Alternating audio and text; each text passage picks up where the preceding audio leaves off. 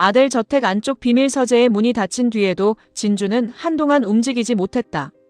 낡은 진료 기록과 찢긴 출생 기록, 백준기 대표가 남긴 봉투, 김명희의 사진, 그리고 어머니의 이름이 적힌 종이들이 책상 위에 흩어져 있었다.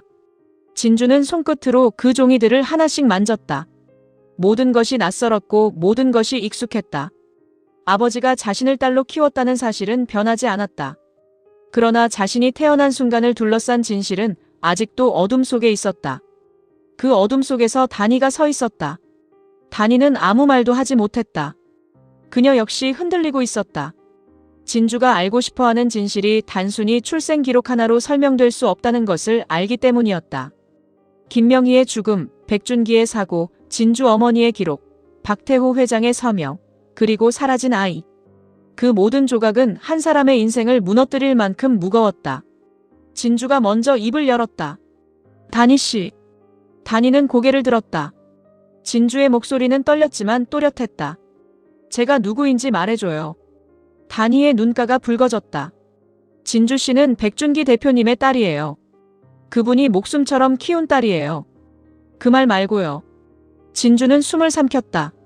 제가 어디서 왔는지, 우리 엄마가 왜 김명희 씨와 같은 병원에 있었는지, 회장님이 왜 출산 기록에 서명했는지 그걸 말해달라는 거예요. 다니는 책상 모서리를 붙잡았다. 나도 전부를 아는 건 아니에요. 진주의 눈빛이 흔들렸다. 또 그 말이에요. 정말이에요. 내가 아는 건 언니가 그날 죽지 않았을 가능성이 있다는 것. 그리고 당신 어머니가 언니와 같은 날 같은 병원에 있었다는 것. 백준기 대표님이 그 기록을 지키고 있었다는 것뿐이에요. 진주는 고개를 저었다. 그것뿐이라고요. 다니는 겨우 말했다. 그 기록 안에 사라진 아이가 있었다는 사실도 있어요. 진주의 손이 멈췄다. 다니는 조심스럽게 다가갔다. 진주 씨, 나도 그 아이가 당신인지 확신하지 못해요. 회장님이 뭔가 숨기고 있고 정난 사모님도 알고 있을 가능성이 커요. 그래서 내가 서둘러 말하지 못했어요.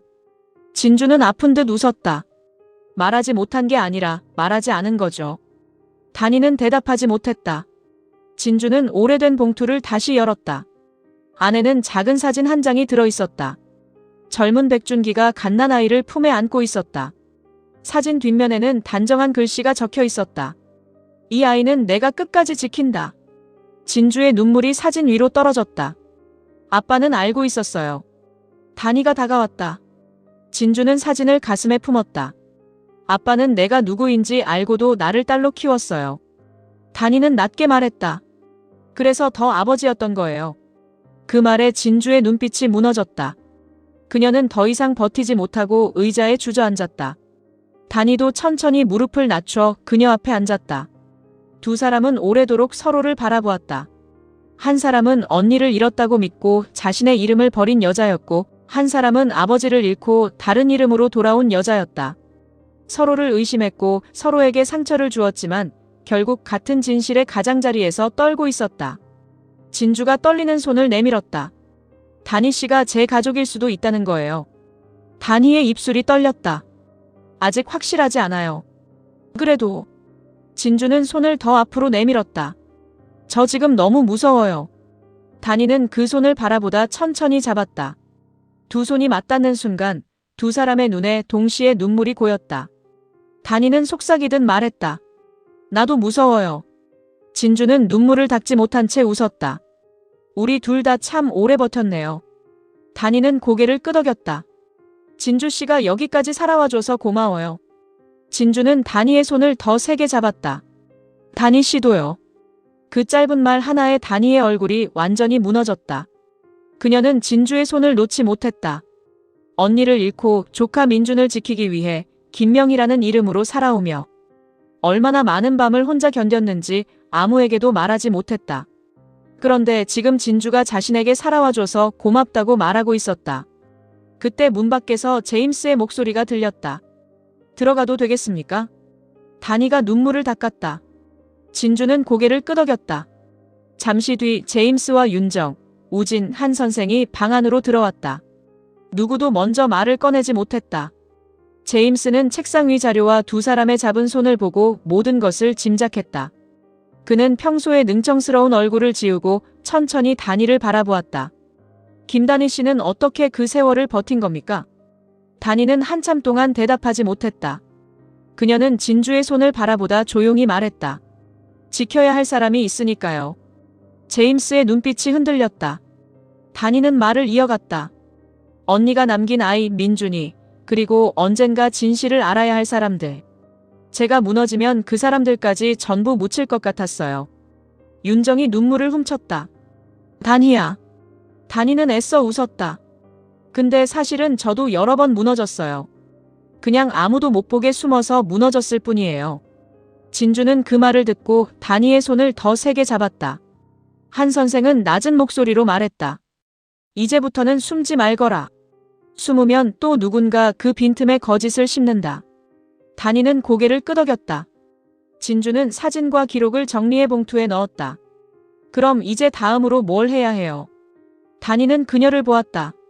7년 전 사고부터 다시 봐야 해요. 진주의 눈빛이 달라졌다. 아빠 사고요. 준기 대표님이 마지막으로 쥐고 있던 자료가 어디로 갔는지 알아야 해요. 그 자료가 지금 금고안 기록과 연결돼 있다면 사고 당일 누가 움직였는지도 다시 보일 거예요. 진주가 숨을 고르며 말했다. 유나가 동선을 넘겼어요. 알아요. 민준 씨가 자료를 확보하고 있어요. 진주의 얼굴이 잠시 흔들렸다. 민준 씨가요. 단희는 그 반응을 놓치지 않았다. 진주는 민준을 걱정하고 있었다. 기억이 돌아온 민준이 자신을 위해 움직이는 것을 고마워하면서도 두려워했다. 그리고 동시에 현준과의 결혼을 강행하려 했던 이유가 단순히 복수만은 아니라는 것도 단희는 느꼈다. 단희는 속으로 생각했다. 우리 민준이를 걱정하면서 현준이와 결혼하려는 이유가 뭘까? 진주는 단희의 시선을 느끼고 고개를 들었다. 왜 그렇게 봐요? 단희는 조심스럽게 물었다. 현준 씨와 결혼하려던 이유, 정말 아들 때문만이었어요. 진주는 바로 대답하지 못했다. 제임스가 두 사람을 번갈아 보았다. 진주는 창밖을 보았다. 아들 저택의 정원은 아침 햇살을 받았지만 그 안에 있는 사람들은 누구도 밟지 않았다. 현준 씨가 무너지는 걸 봤어요. 자기 피도 가족도 이름도 다 흔들렸는데 끝까지 나를 붙잡으려고 했어요. 단희는 조용히 들었다. 그 사람 마음을 이용한 건 맞아요. 그런데 그 마음이 진짜라는 걸 알수록 제가 더 나쁜 사람이 되는 기분이었어요. 그래서 결혼하려 했어요. 진주는 고개를 저었다. 모르겠어요. 복수하려고 시작했는데 어느 순간 그 사람을 버리면 또 누군가를 죽이는 기분이었어요. 단희의 얼굴이 아파졌다. 그럼 민준 씨는요? 진주는 눈을 감았다. 민준 씨는 제가 가장 지키고 싶은 사람이에요. 그래서 제일 멀리 밀어내고 싶은 사람이기도 해요. 방 안에 모두가 그 말의 무게를 느꼈다. 제임스가 낮게 말했다. 그럼 이제 그 사람에게도 선택권을 줘야지. 진주는 대답하지 않았다. 그러나 눈빛은 흔들리고 있었다.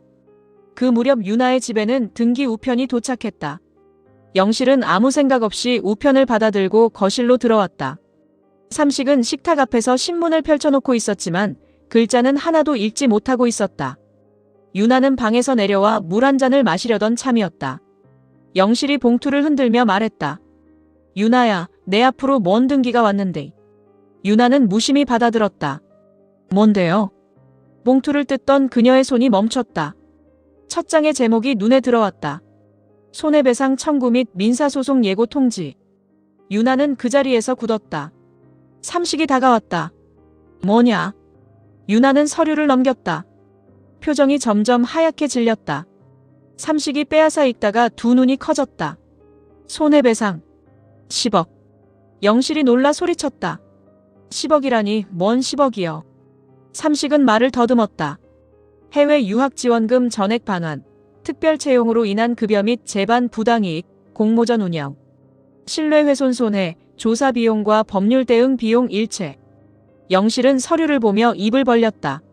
뭐라고요? 나에게 10억을 갚으라고. 유나는 어이없다는 듯 웃었다가 곧 숨이 막혀 소파에 앉았다. 이제 돈으로도 나를 죽이려는 거구나. 영실은 울상을 지었다. 이걸 누가 보낸 거요? 삼식은 발신인을 확인했다. 아들 법무팀. 유나의 눈빛이 변했다.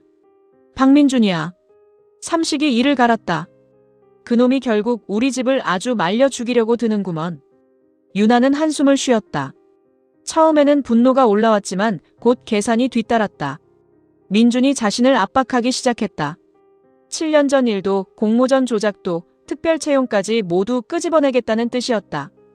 이건 단순한 협박이 아니라 법적으로 자신을 올가매기 위한 첫 칼이었다. 영실은 유나의 팔을 붙잡았다. 유나야, 이거 어쩔 거요? 우리 집 팔아도 10억은 안 돼. 유나는 서류를 다시 넘겼다. 손끝이 떨렸지만 눈빛은 점점 차가워졌다. 민준 씨가 이러면 나도 가만히 못 있어요. 삼식이 낮게 물었다. 뭘 하려고? 유나는 방으로 올라갔다가 휴대폰을 들고 내려왔다. 화면에는 박현준과 송근태의 친자 확인서 파일이 떠 있었다. 이걸 먼저 터뜨릴 거예요. 삼식이 놀라 물었다. 그건 또 뭐냐? 유나는 차갑게 웃었다. 아들가가 제일 숨기고 싶은 거요. 이게 터지면 현준 씨, 정난 사모님, 김단희 씨 전부 흔들려요. 민준 씨도 날 건드릴 정신 없을 거예요.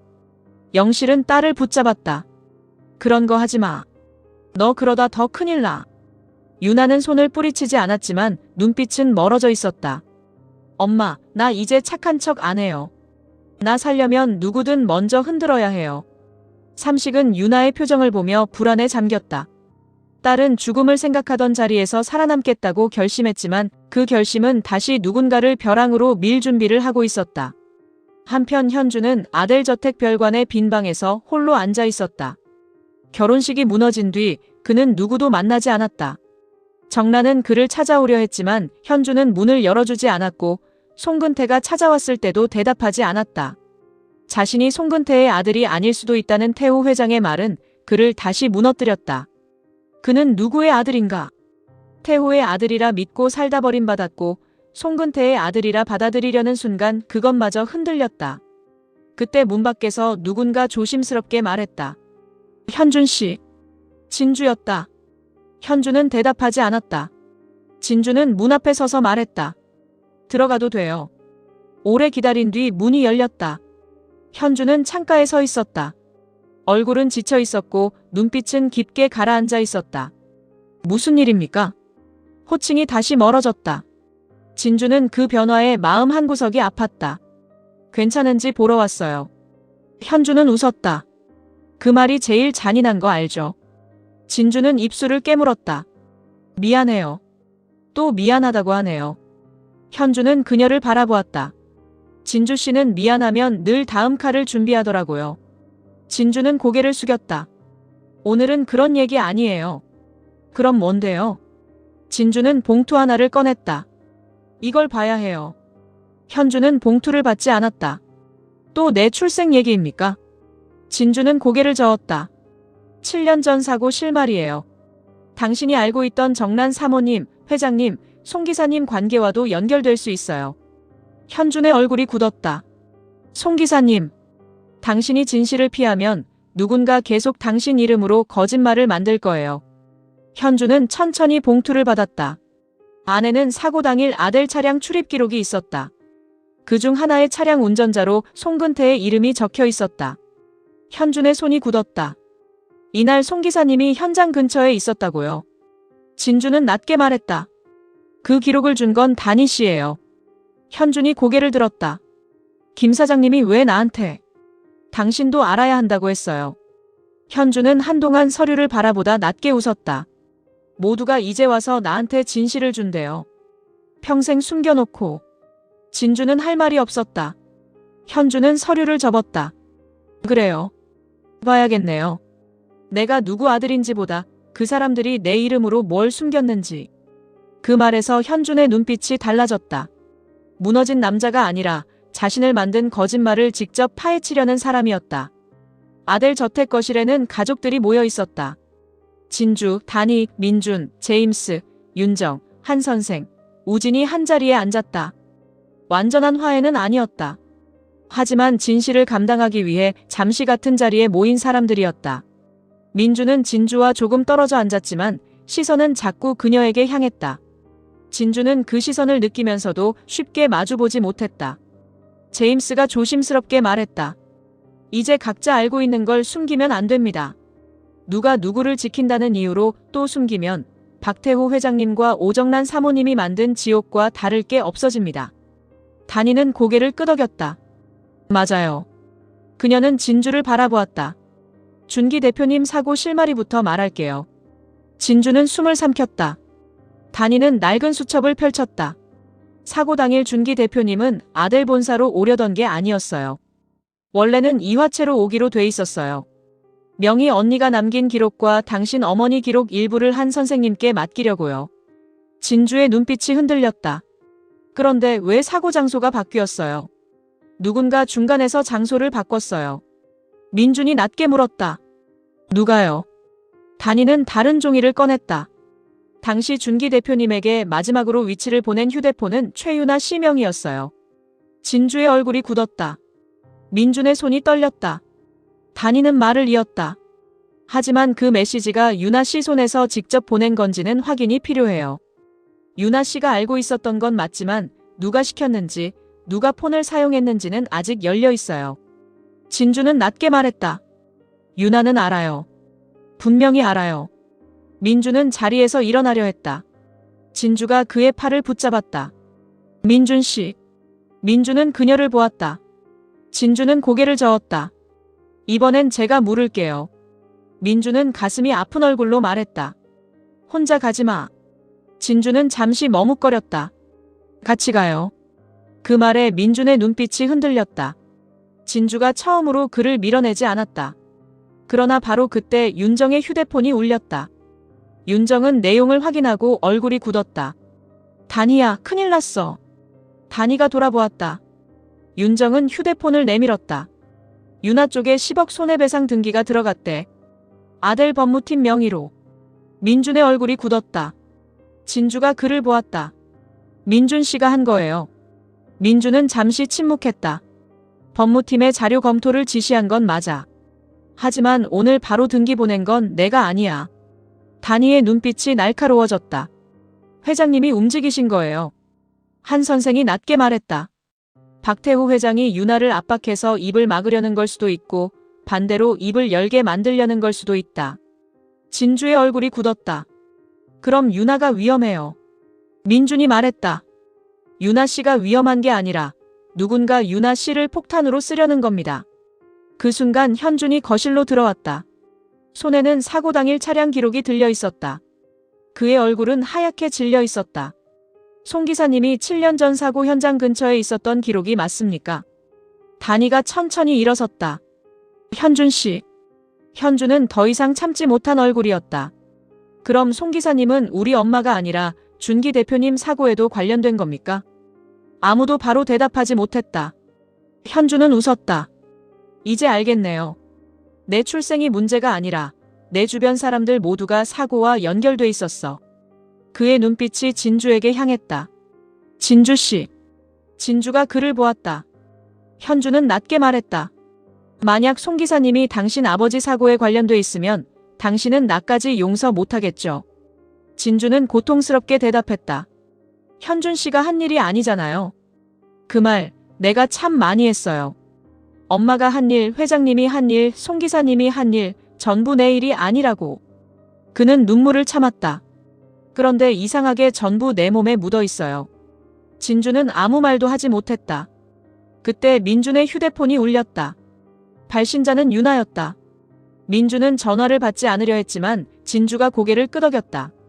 그는 스피커를 켰다. 유나의 목소리가 들렸다. 떨리고 있었다. 민준 씨. 민준은 낮게 말했다. 말하세요. 나 10억 소송 받았어요. 민준 씨가 한 거 아니에요. 법무팀은 움직였습니다. 하지만 오늘 등기까지 보낸 건 제 지시가 아닙니다. 전화 너머 유나는 웃었다. 역시 회장님이네요. 진주가 앞으로 나섰다. 유나야. 유나의 숨이 멎은 듯했다. 백진주. 진주는 조용히 말했다.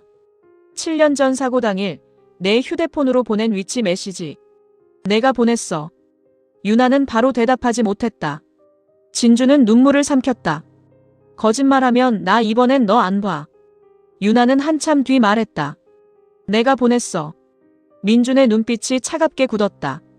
진주는 손을 움켜쥐었다. 유나가 울먹이며 말을 이었다. 근데 처음부터 죽이라고 보낸 건 아니었어. 나는 그냥 내가 민준 씨 못 만나게 하려고. 회장님 쪽에서 내가 어디 있는지 알려달라고 해서. 나도 그날 일이 그렇게 될 줄은 몰랐어. 진주의 눈에서 눈물이 떨어졌다. 그래서 아빠가 죽었어. 유나는 흐느꼈다. 알아. 그래서 나도 못 살겠어. 민준이 차갑게 말했다. 그럼 누가 시켰는지 말해. 유나의 목소리가 낮아졌다. 말하면 나도 죽고 우리 아빠도 죽어요. 진주가 말했다. 말 안 하면 내가 죽어요. 아직도 모르겠어. 전화 너머에서 유나가 숨을 삼켰다. 내가 지금 가진 정보가 있어. 박현준 씨랑 송 기사님 친자 확인서. 그리고 하나 더. 현준의 얼굴이 굳었다. 유나가 말했다.